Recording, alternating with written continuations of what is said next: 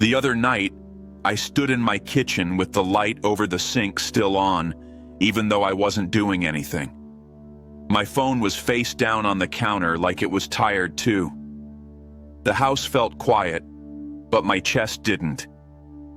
I kept replaying small moments from the day, the ones that looked normal on the outside, but somehow left me feeling invisible on the inside.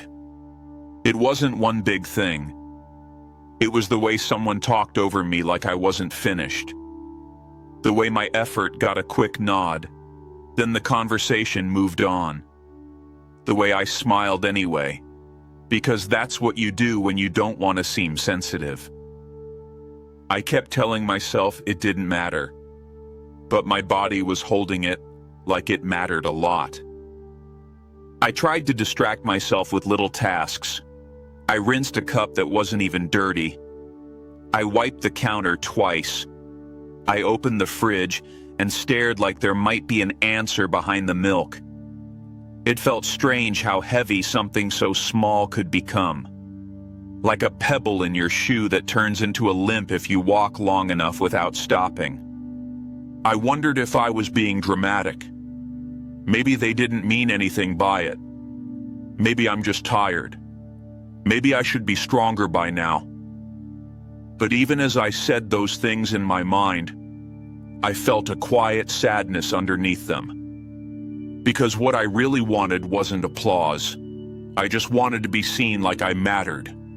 There are certain kinds of pain that don't get taken seriously. The kind that doesn't leave bruises. The kind you can't prove. The kind that comes from being dismissed in a room full of people. And you can't even point to it without feeling embarrassed, because it sounds too small when you try to explain it out loud.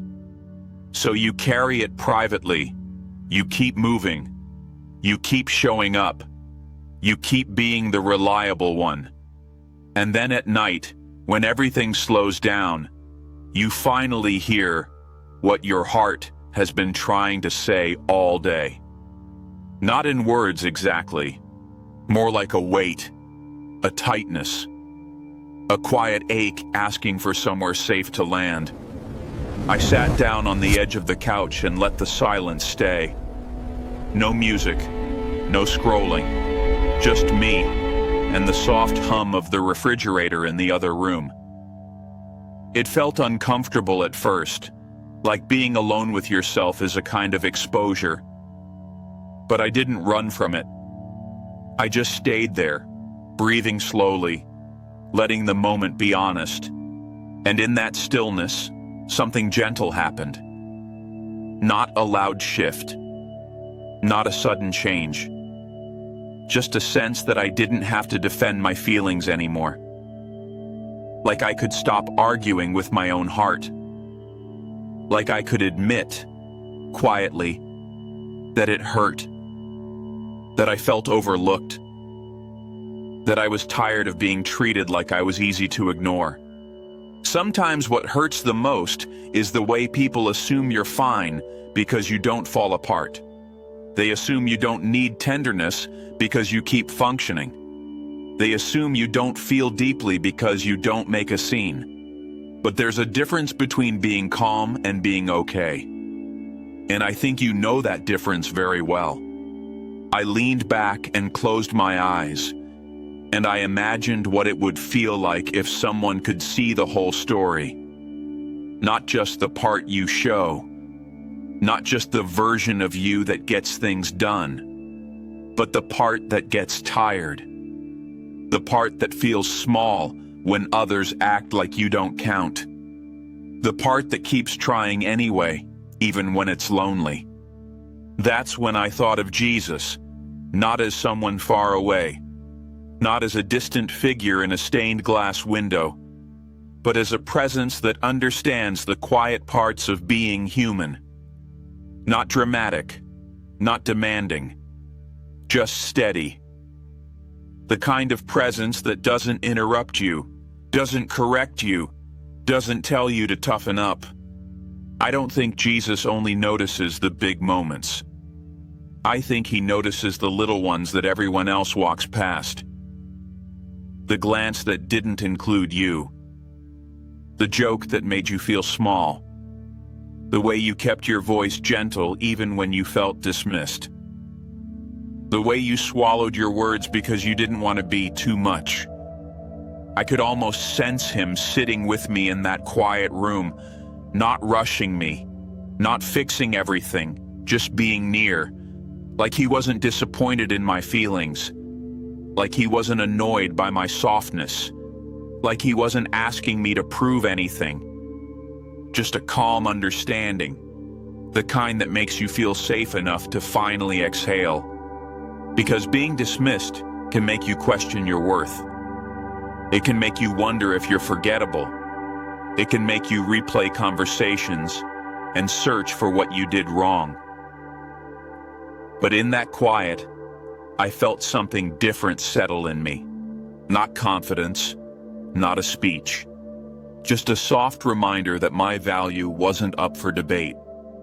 I started to realize that the parts of me others ignored weren't worthless.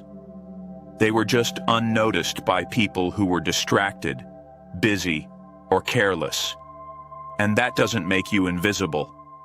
It just means you were standing in front of the wrong eyes, the wrong attention, the wrong kind of love. And that isn't your fault.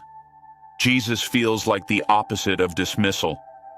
He feels like being fully known without being judged, like being seen without being measured, like someone looking at you and understanding the effort it takes to keep showing up when your heart is tired, not calling you weak for feeling, not calling you dramatic for needing gentleness.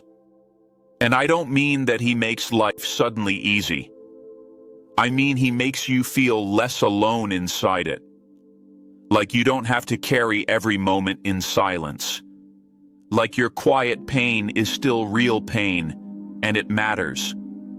Like the parts of your story that people skipped over are still held with care. I stayed on the couch a little longer, and I noticed my shoulders drop. I noticed my jaw unclench. I noticed the way my breathing slowed down without me forcing it. Nothing outside changed.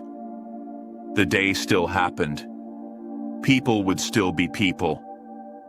But something inside me softened, like my heart finally had permission to rest.